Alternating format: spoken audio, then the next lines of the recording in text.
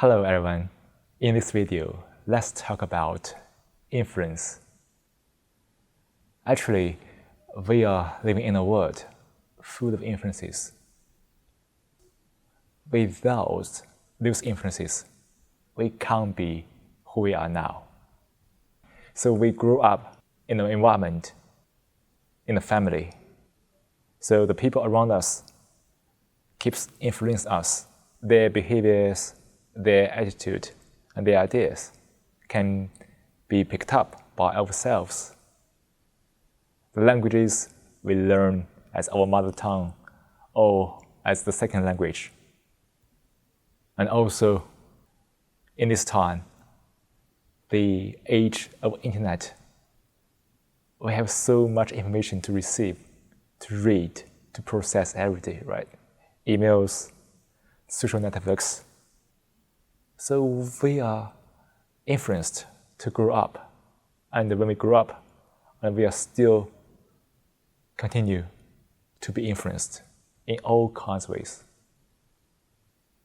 Some influence can be wholesome, can make us a good person, but some may not.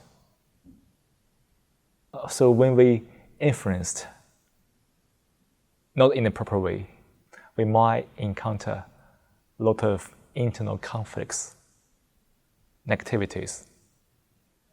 So it's important for us to realize the influence, to be aware of that, without any judgment.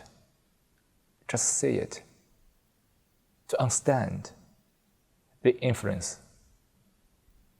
Because everyone has his own reality, right? And because this kind of influence all the time, our realities is also in a dynamic change. So by observing the influences, we can notice the change of the reality. From this process, we could understand a lot of issues we are going through. And then, via wisdom, we can find the solutions unique to us. So that's why I broach this topic today in this video, the influence. We need to know what is influence.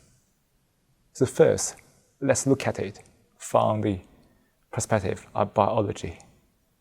That's our neuron system. We can see things. We can hear things. We can also feel things. So actually, we have a lot of senses from our neurons. So when we see someone or something through our eyes, the signal is converted and processed by neurons and further processed into some kind of a mental image. In that regard, we are influenced by the sight, by the visual system. This part is a part of our human nature as animals. So we can't really change it because it's been hardwired in the brain. That's how the mind works. That's how the brain works. But after that step, after we had the mental image, we quickly think over that. Our narrative mind began to make up stories based on these images. And we give our judgments, opinions on the image. For example, when you see a man, you say, wow, he's very old. But actually, you can't say that he's old. You only can say it's a person, it's a face. When you say he's old, it's only your judgment, your opinions. But it happens so fast, we can't notice it. So it's become a very strong habit to combine the image, the mental image, and our judgments. Because this kind of nature, our mind, and also our mental habits in this way, we are influenced a lot by all kinds of visual arts or visual images like advertisements, paintings, whatever. Because it not only gives you the mental image, but also trigger your thoughts because these habits, right? You see, the influence is very subtle, but you are influenced in that way. Here is the biological perspective of this influence. But to fully understand it, it might not be enough. We need to understand it a little further via philosophy of Buddhism or neurophilosophy. So here is the argument. When one is influenced, it means that some neuron circuits or neuron loops have been injected into one's mind and keep them running there already. So in that regard, influence means some active neuron circuits running on the mind. So when you see that picture and you begin to ruminate, trigger the thoughts, you have the opinions, that's the neuron circuits. So when people want to influence you, they just want you to trigger that thoughts. So that's the definition of influence, so to speak, from these two perspectives. Here comes the question, why is it so difficult to notice these influences?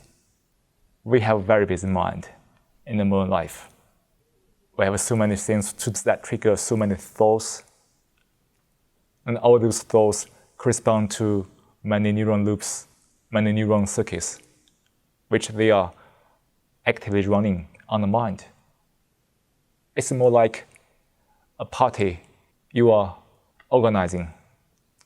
So many people attend. When some people who haven't been invited to the party also join the party, you may not notice it because it's a very busy scene and you don't have the attention on those stuff. Or think about a classroom full of pupils. Those pupils keep talking all the time, and you couldn't hear clearly the speaking of each one because it's so noisy. But when you let people stop talking, keep quiet, and let each one talk by turn, you will understand what each pupil says. So it's similar to our mind. If our mind is so busy, how can we notice neuron loops injected into our mind? Only after we are calm, we could notice this change or influence, right? Think about when we put a stone into the rough ocean. You can't see the wave because the ocean is rough enough. But when you do it on a very peaceful and a calm lake, even you put a very tiny stone into the water, you can immediately see the change. That's why it's so difficult for us to notice the influence. So to notice the influence, we need to calm down the mind. And meditation is one of the effective way of doing that. We need to practice mindfulness to enable us to be able to calm down. That's the prerequisite to observe the mind, to observe any influence. So when we have been able to notice the influence, actually we will have two options.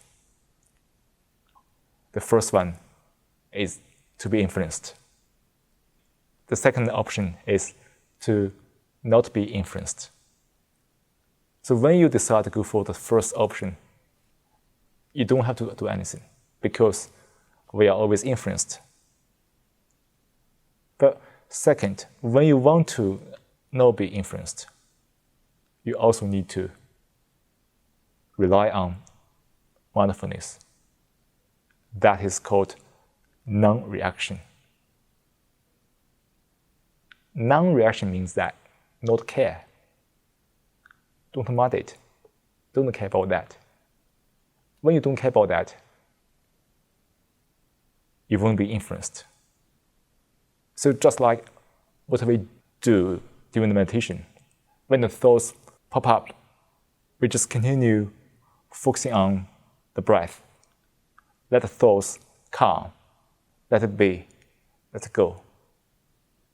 That state is called not care or non-reaction.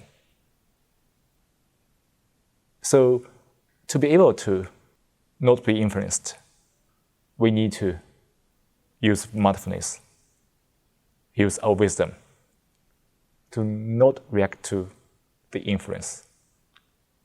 Just let it come, let it be, let it go. So that's all about the influence in today's video. I hope this video can help you to think about the point of influence. There's no right or wrong answers to this topic, but it's more important for you to give some time to think about the influences, and more importantly is to continue doing mindfulness, to feel and enjoy this moment. See you in the next video.